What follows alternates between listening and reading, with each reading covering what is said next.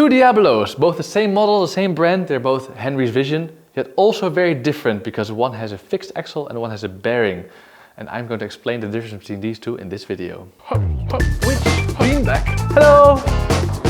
My name is Daniel. Welcome to Circus-expert. So, a fixed axle has no moving parts. It's like the classical Diabolo where everything is one piece, and it's what I learned to play Diabolo with because this is what I thought a Diabolo had to be.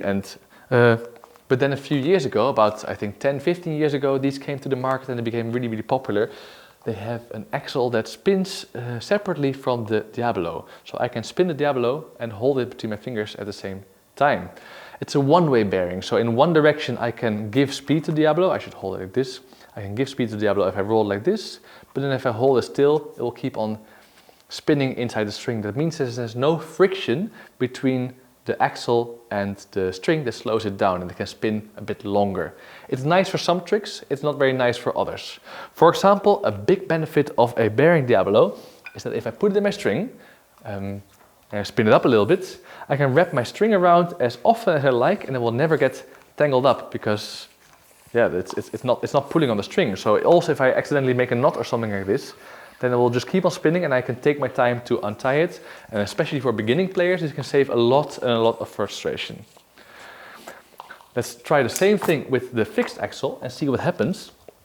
Because my string is quite smooth, I think I can wrap it around at least twice, maybe a third and maybe a fourth, but then it will start to roll up and tangle, and that can be a bit frustrating. However, there's also tricks where I use this friction of the string. For example, if I do the trick called the elevator, it rolls up the string, and this could never work if I didn't have any friction. So I spin it up a little bit, and then I throw it over my string so I can roll it up. This is a trick that's impossible to do with a bearing Diabolo. Also very nice with fixed axle Diabolos is working with multiple.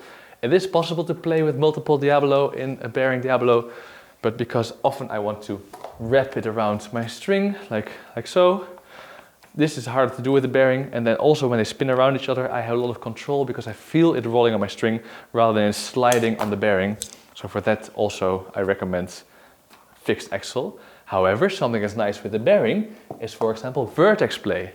If you want to change the direction of the axle, right now the axle is facing forward in a horizontal way. But if I change the rotation to a vertex style, I'm not very good at this, but I think I can demonstrate just enough. It's less effort because I don't need to keep on watching to spin the Diabolo so much. And this is easier with a bearing axle. When I'm working with a bearing, there's two different sides to it. There's a black hub and a white hub. For this particular brand, I need to keep the white side towards myself because I'm right-handed. If I were left-handed, I'd spin it around and have the black side towards me. If I have the Diabolo the wrong way around, then I can't speed it up because I'm facing the wrong way into the bearing and the bearing will just spin freely.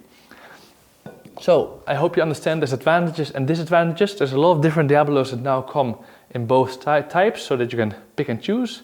And with this new information, I hope this will help you understand which Diabolo is good for you. Good luck picking a Diabolo!